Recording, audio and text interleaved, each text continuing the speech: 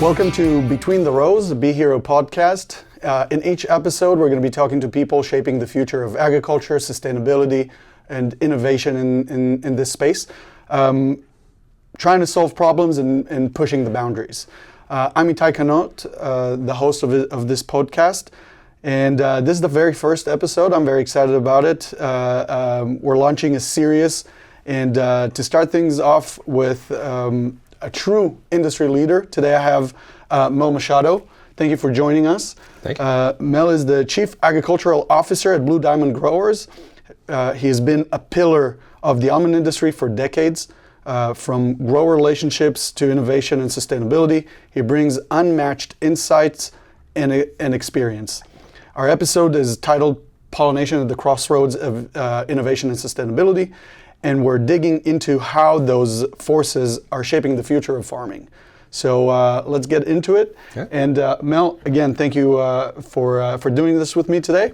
I want to start a little bit with some roots and background, and I want to ask you to, in 60 seconds, tell us a little bit about Mel Machado and tell us in 60 seconds about Blue Diamond. Okay, 60 seconds about me. I am the son of a Portuguese dairyman here in California. I'm a California native, 68 years old, married to my wife Pam for about 12 years now. Been with Blue Diamond for 33 years. Wow. We live out in Oakdale in a little 15-acre farming operation ourselves. My wife is the business manager for the ex-husband and father-in-law's farming operation. That's a much larger family operation that she works with.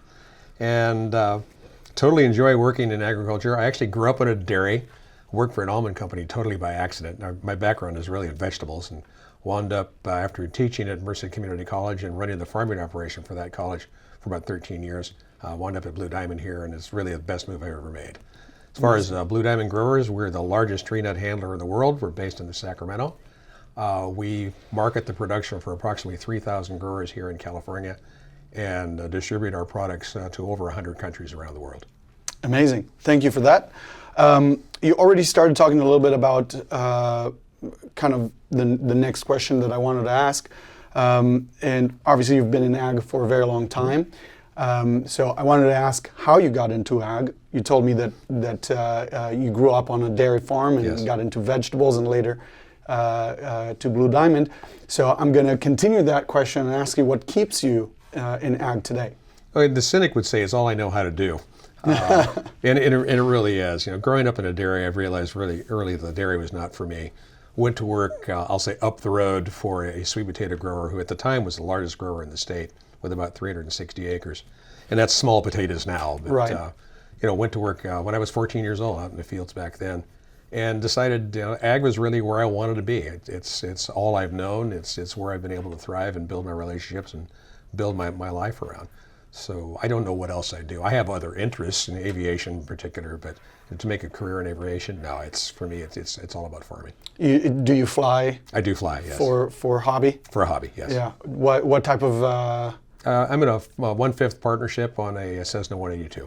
Okay, that's pretty cool. Yeah. I actually one of my goals, I guess, or in the bucket list, I want to get a helicopter license at some point. Helicopters are a lot, of fun, but they're very expensive. They are very expensive. That's why it's in the bucket list, and I'm not doing it right now. Mine too, but it's way off. Yes. Yeah. And I was told it's also every helicopter has like an expiration date. At some point, you just need to replace everything. I wouldn't be surprised. Yeah.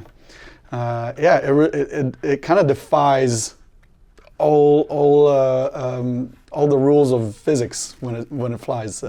Most fixed wing pilots don't trust helicopters. No. Well, I get that. Perfect. Thanks. From your vantage point, what do you think people still misunderstand about agriculture? When I speak to non-farmer audiences, one of the things I like to do is ask who in the audience has direct contact with production ag. And I usually have to interpret what that means. You either live or work on a farming operation. And depending where I'm at, if I'm here in the valley, I may have 3/4 of the room. If I'm closer to the Bay Area, I might not have anybody. And then I'll say, okay, whose parents had direct contact with production ag, or whose grandparents? By the time I get to the grandparents, I've usually got most, if not all, of the room. And I like to point out that it's the success of agriculture in the United States, and particularly in California, that allows people to be whatever they are, a teacher, a lawyer, a doctor, a truck driver, that they no longer have to toil daily in the production of their food. But unfortunately, that breeds a disconnect that in many cases manifests itself in legislation or regulation because they have no direct connection. They have, therefore, no understanding of what it takes to produce their food. The cynic in me would say, you never measure the water you put in your tomato plant in your backyard, assuming they even have a tomato plant in their backyard.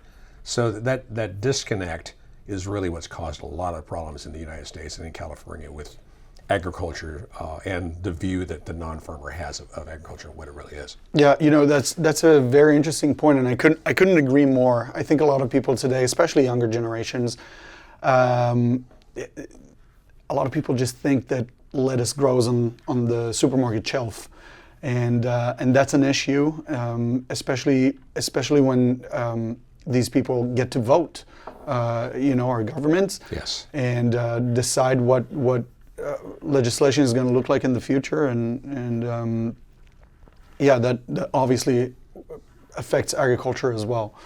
So I think education about agriculture and what it means for our lifestyle, especially in Western countries, right? Because I think in some countries in the world there's still a very strong connection to agriculture. Yes. Most people are probably still in one way or another involved in it. But I think finding a way to educate people in a better way is going to be beneficial. Yes, in some of the ballot measures that have been here in California, there was one a few years ago that had to do with animal rights and how to raise livestock. And with people that I know that are not in farming, had some really interesting conversations to the point of arguments. And they were very accusatory in their comments about how animals were raised. And what I point out is it's a simple math equation, which really perplexed them. But I don't care if you're talking about livestock, dairy, beef, swine, poultry, or plants. I'd point out that if that animal or plant's not profiting physiologically, then the producer, the grower, the farmer is not profiting financially either. So it's really in the grower's best interest to provide as much good care as they can, optimal care, so that that animal or plant is profiting physiologically in order for them to profit financially. Why on earth would you want to do anything that would destabilize, or I'll use the word unenhance, that plant or that animal? It makes no sense. But yet that was an argument that really carried little weight, because they would compare their dog to a dairy. Of course. And there's no connection. They couldn't make that connection in their mind. Yeah, and I think another thing that a lot of people don't understand is that if we, let's say tomorrow we decide there's no more meat growing in the world, we don't do poultry or beef or any of that, the amount of land and the type of measures that we will have to take in order to maintain that land, to grow all the vegetables that we need in order to replace our current diet, is going to be cruel towards animals as well. Yes. Because they become pests in those fields. But that's an interesting way to talk to people about it. So I appreciate that. Obviously, with this episode's title, I do want to talk about pollination a little bit, and I think one of the most pressing subjects from this year has been the mortality rates of bees that we've experienced before almond pollination just a few short months ago. So I want to talk to you about that, and how did the bee mortality crisis affect growers, and what do you think in the short term or the long term, how do you think it's going to affect the almond industry in general? This was very perplexing for me this year, because I have no doubt that the mortality that was reported was actually occurring. Okay, I happened to be speaking to the Bee Federation meeting on January 11th. It was a Saturday.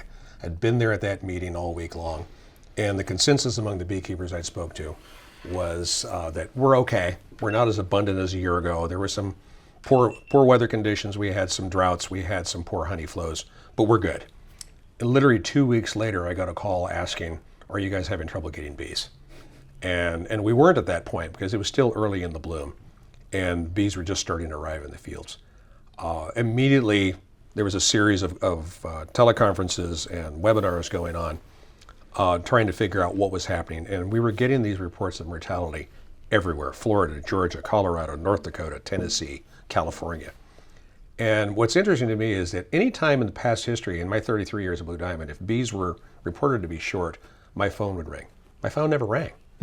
And I put the word out to the field staff, and we have 10 people in the field staff here working directly with the grower community. And they really didn't get any calls. The one gentleman we have way down in Kern County got about a half dozen calls. And my phone never rang, and usually it does. The beekeeper that I work with myself on my own little operation said that he normally helps out a few others, and they all said that they were good, and then 2 weeks later called him and said, we need help. Yep. So this was going on, but we didn't see it here as representatives of Blue Diamond growers, representatives of the almond industry, and that was weird. Okay. There's a barbecue that Project Davis M puts on, which coincidentally is just a few miles from my house, and I attended the barbecue, and there's quite a few beekeepers there, and I was asking, what's going on, how is this thing working? And it felt like, and there's nothing scientific behind this, it felt like it was a bigger issue for the sideliners, that the commercial guys, 1,000 hives and more, were doing okay. One beekeeper told me, I've got 8 frame contracts and I've got 6 frame bees, so I'm obviously going to have to just have some discussions with the growers, but I'm going to be okay. The beekeeper I used was okay. So it was interesting in that you just had to wonder what's happening. In one of the webinars, there were 2 bee brokers involved in. And one in particular was very frustrated with me because I couldn't back up what was saying because I had no information. And I will say, generally, we at Blue Diamond, in my role, we're the last to hear things, but we would hear things. And this year we didn't. And what I was thinking is I'm going to have growers tell me they couldn't get bees once we get past bloom. I heard rumors out there that you could drive for miles in the southern San Joaquin and not see hives. My reaction was there's a lot of self-fertile orchards down there, and they don't use bees. Right. And also beekeepers have gotten really good about hiding their hives because of the bee theft issue. Right. And because even up here in the northern San Joaquin, I've driven around, it's like, okay, where are the bees? And they're tucked in the They're corner tucked away. somewhere. Smart move. I had 2 calls during the bloom that the guys said they had some weak hives and that the beekeepers were coming out to look at them, and I never heard any more. So we come up with an official estimate now of 2.8 billion pounds, which is actually a below average estimate. If you look at the 10-year average, that's actually below average on a yield per acre basis, just slightly below. And in discussion with a few beekeepers and with the data that we have, because we measure the bloom quite a bit, and when I say measure the bloom, we're looking at bee hours, the opportunity for bees to fly each day, and the stages of development for the various varieties. And we could say that we had actually a pretty good bloom as far as bee opportunity. And as one beekeeper put it to me, he said, it was a 1-hive year. It was a year where you could set a crop on 1 hive. Yeah. The weather was pretty good most of the year. Yeah. Most of the season. There were a lot of reports from people about the density of the bloom. You could drive next to orchards and just look through them. In some cases, I think it was especially with the nonpareils. Yeah, that's all a result of the conditions that happened during the summer of 24. We know that growers have reduced their inputs, their fertilizer inputs. We could see that in our data through the almond sustainability platform that the Almond Board has, where growers report their practices. We had that exceedingly long period of high temperatures where the trees were under quite a bit of stress in July, August, and even in September. So we knew that there were some stresses in the trees and it would be a difficult bloom. In fact, in September, I said the 25 crop is questionable because of that. So from your perspective, the below average predicted yield for this year has more to do with that than the bee issue. I'll just say it's not totally a surprise. Yeah, I expected things to be a little bit of a struggle. Right. That is an interesting perspective on that situation. Do you think that we got a ton of phone calls right before bloom of people just short of hives? We were able to help some, but not enough to cover all the phone calls that we received. And I guess what I'm asking is, do you think that maybe because of this tension between the grower and the beekeeper, because there is some tension there. They're not necessarily giving you the full picture. I also think that naturally beekeepers are very optimistic about their hives. Even if they see an issue, they truly believe, it's not like they're trying to scam anyone. They truly believe they can turn things around, and within a week those hives are going to thrive. But do you think that there's a situation where they just don't want to give you the full perspective just because of that tension? No, I don't think so.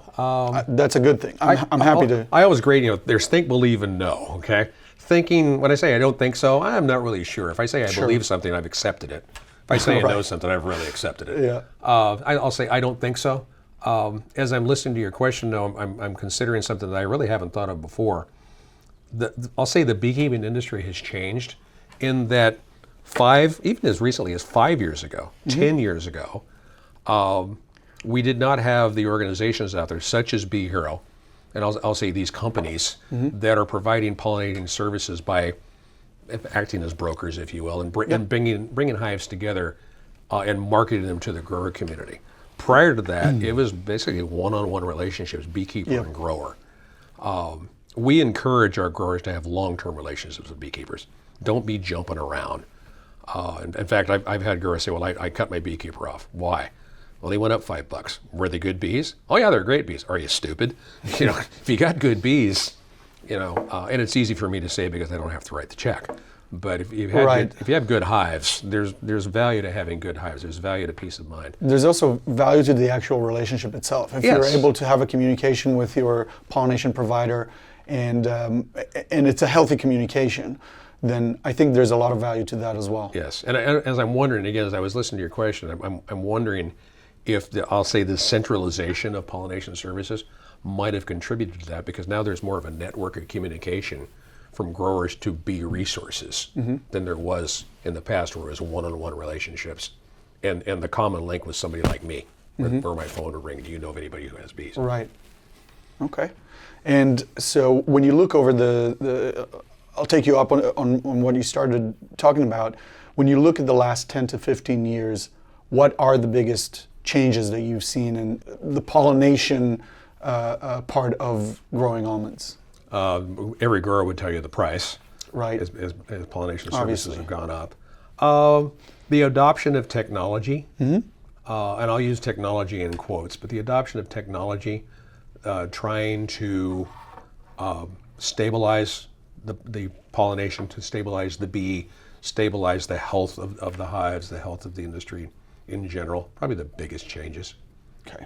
And how do you see pollination strategies in general evolve in order to accommodate all the different changes in climate, prices, consistency, the size and the diversity of the almond industry itself? I mean, some orchards are being pulled out, there's new ones that are being put in, and so on. Probably the biggest thing is, and this may sound very minor, but we've pushed cover crops with growers pretty hard. Yep.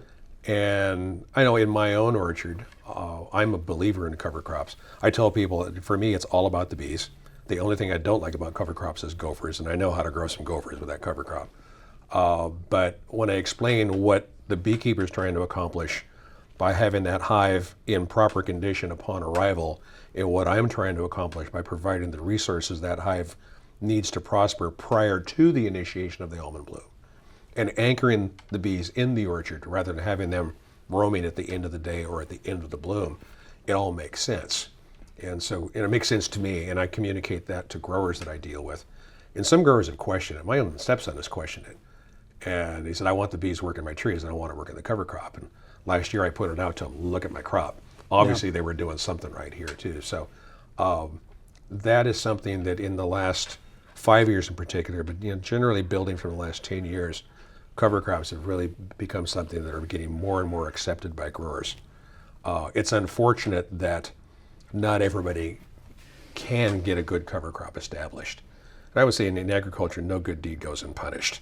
Okay, so you're in the Southern Valley, you're double-end drip irrigation, you're dependent on fall rains to get that cover crop germinated. Yep. And so you have floral resources available the third week of January, you're not going to get it done. Yeah. you're going to have to irrigate it up, and you have no way of irrigating it up. So Sure. you see much less cover crop adoption in the South Valley than you do up here, just because you're trying to be the most efficient irrigator and steward of your water that you can be.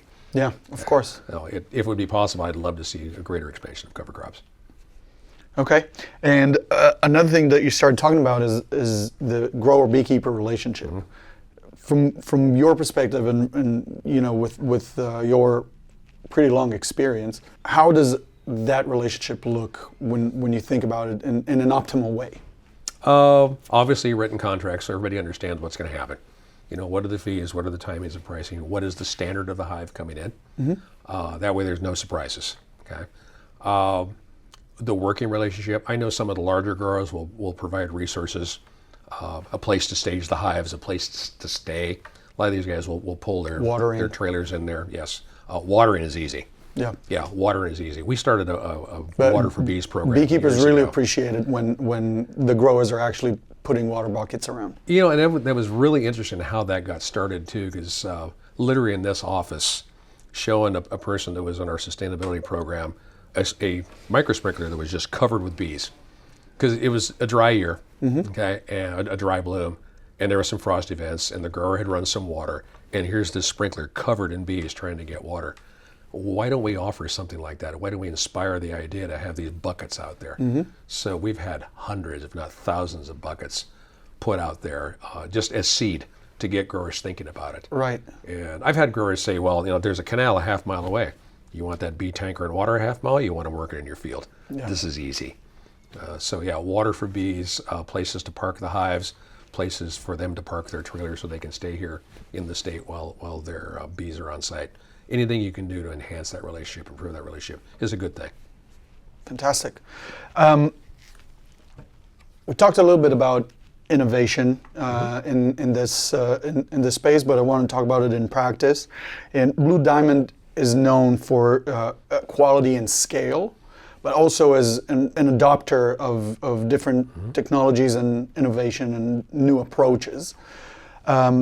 Can you share a moment where innovation really moved the needle for Blue Diamond as an organization? The creation of almond beverage was one of the biggest things in our history. Obviously, you go back to For the listeners, almond milk. Yeah, well, almond milk. Yeah, we market it as almond breeze. 1910 is when we were created. Just the idea of canned almonds for preservation was a thing way back in the early 1900s. We're known for their flavors that we put out, all the different enhancements we can. We keep a constant pattern of innovation going on, so we're always adopting new types, new flavors, new materials out there to keep the brand fresh.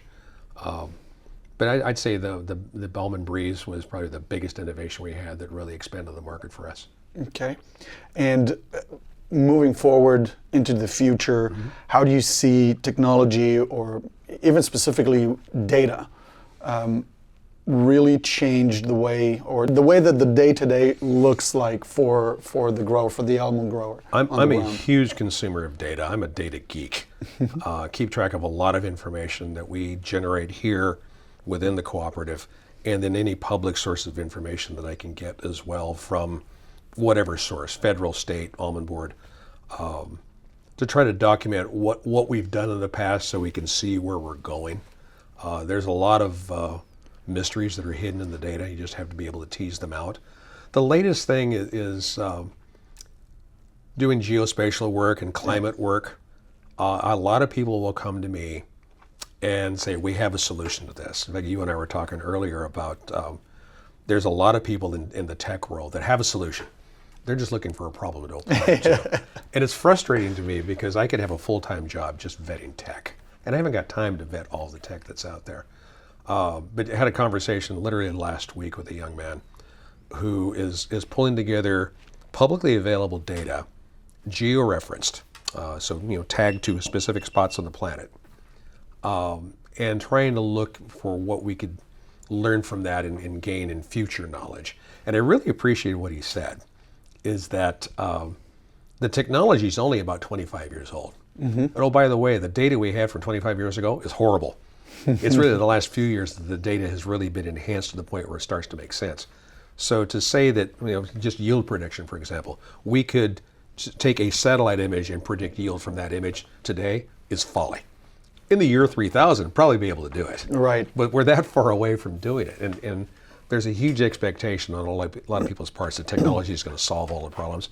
You still have to develop all that information. Yeah. And a lot of it is based on what we historically have, and then how do you move that forward? Yeah, we were talking about that as well, like finding the silver bullet. And, we need to be pragmatic and understand that there is probably no such thing as the silver bullet.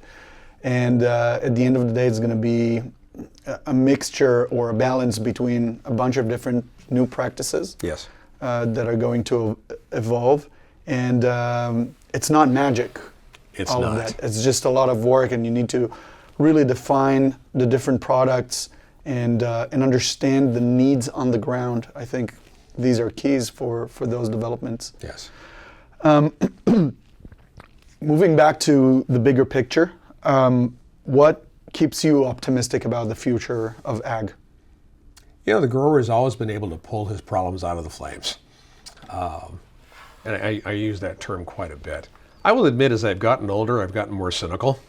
I sound more like my father and my grandfather these days. And we all say, I'm never going to be like him. Yeah. Sometimes I look in the mirror and think, I can't even look like him, let alone sound like him. But there's so much going on for us. The forces, the forces against it, the opposition is how I tend to classify it. The opposition, it tends to be very organized. Okay, and the opposition, whether it's on water or societal issues, whatever it is, doesn't matter. The opposition tends to be very organized, and unfortunately, agriculture tends to be very independent. Yeah. The opposition knows that it can't hit a home run out of the park. Okay. Mm-hmm. The grower, agriculture, wants to come up, and I'm not a baseball fan, but this works. Wants to stand up there at home plate, point where they're going to take the shot, hit the ball, and go home and get back in the tractor and get to work. That's not the way it works. The opposition is going to be there all day long, every day, picking at you, poking at you. Agriculture doesn't want to do that. They want to pay their dues for whatever organization they belong to and have somebody else solve the problem. They've got work to do. Right. And so for me, with that as background, we just need to be able to rally the troops, rally the grower community, get them involved, and we can handle a lot of the challenges we have. We keep doing it. Let's be more organized about our approach, and we'll take care of these problems much sooner, much more quickly, and much more efficiently than we have been historically. Yeah, I think one thing that most of the people in the ag community really knows how to do is wake up in the morning and go to work. So that is definitely helpful if you can keep digging and keep doing what you do, fail and try again and switch things around. Yeah. This is a good way to do it. By coincidence, I've known people in the opposition community. Mm-hmm. I won't identify which one, but I've been told several times, God, if we could just be as organized as you guys are, and I would just laugh. Like, you have no idea how disorganized we are. With that, I'll ask you, what advice do you have for somebody that is considering or just starting in the ag space in general, or almonds? Real simple, get involved. Now, how do you get involved? I literally wound up at Blue Diamond because of my involvement with Farm Bureau and the Young Farmers and Ranchers Committee. It's what gave me a voice. I got to think, 48 years ago. Mm-hmm. It's what gave me a voice, and I was a student at Merced Community College myself. And I was able to develop a network of friendships from the Mexican border to the Oregon border here in California. Many of those people I'm still in contact with today. Networking is huge in the ag community. The ag community is very tight, and everybody knows everybody. So if you can develop a good reputation in that community, it will serve you well. Glom onto as many skills as you can, okay, whatever it is. When I was a student, I knew I wasn't going to go into animal agriculture. The dairy was not for me. It was going to be plant science. I didn't know what segment of plant science, but plant science. So back then is when they were just starting pest control advisors licenses. I was a student in college. I picked up my PCA license. I picked up a qualified applicator's license and certificate. I got my Class A driver's license. I was 22, actually 21, when I told my dad I am going to learn how to fly. He was not in favor of it. And I drove to the airport and took flying lessons because the gentleman I was working for on the sweet potato operation was very supportive of education and quote, bettering yourself. I took some hours off during the week and went out and got my pilot's license. So it was glum on all the skills, all the certificates, the idea of making myself more employable than the other guys in line. And what I'll tell students is when an employer hires you, he's looking for a return on that investment. Anything you can do to make yourself more of a return on the investment puts you higher in the stack. That's a really good advice, but let me ask you this. So you were born in an agricultural environment. It was the same for me. You grew up on a dairy farm. I grew up beekeeping and farming trees. Do you think it's possible for people that are just interested in agriculture and had no connection prior to it? Yes. Yeah. Absolutely. And I say that without hesitation from my background in working at community college for the years that I did. We had a number of students that were not with an ag background, but they had an interest. And whether that interest was in plant science or animal science or mechanized ag, diesel mechanics. There's the interest there. We actually work with the community colleges here locally on maintenance mechanics, training maintenance mechanics. Because in the technologies we use here within the cooperative, it's not a guy in blue coveralls with a wrench. You're working on microelectronics. You're working with lasers and color sorters and all sorts of different materials like that. That is really high-tech equipment, and it takes somebody who has knowledge in how to service and set up that machinery. 100%. So there's plenty of opportunities in agriculture in whatever interest range you might have. Okay. I want to move to the last segment. I told you a little bit about it, but I didn't tell you yet exactly what the questions are going to be. But we're going to close with that. It's called 60 Seconds Between the Rows. Okay. It's going to be rapid fire questions, rapid fire answers. Okay. Okay. I'm not known for short answers, I'm going to ask you questions that are, they have short answers generally. It's a yes or no, or it's this or that. Okay. Favorite crop other than almonds? Sweet potatoes. Okay. Most underrated tool on the farm? Ooh. PTO blower. Okay. One ag buzzword you'd love to retire? Variable. Oh, no, excuse me, spotty. Spotty. Okay. Yeah. Quarter ton, half a ton, or 3/4 ton truck? Half a ton. Rain or sun? Sun. One word to describe your relationship with bees? Fearful. Okay. One thing you always keep in your truck? Laptop. Okay. Tri-tip sandwich or pulled pork? Tri-tip. Tri-tip.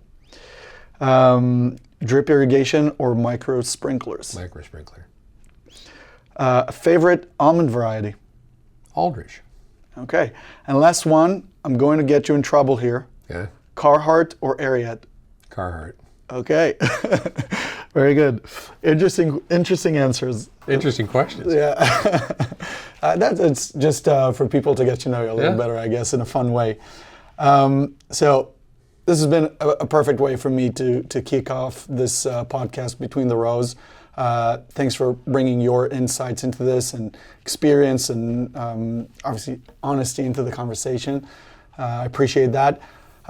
That's it for this episode of Between the Rows. Again, I'm Itai Kanot. I have Mel Machado here with me.